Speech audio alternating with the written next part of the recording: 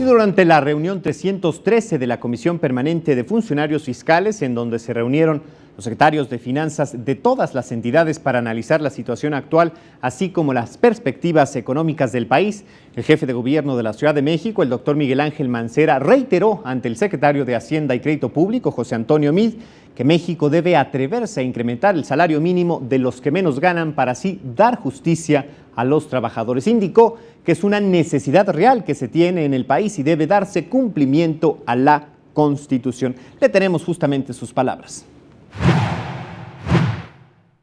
Habrá una disminución en los niveles de inflación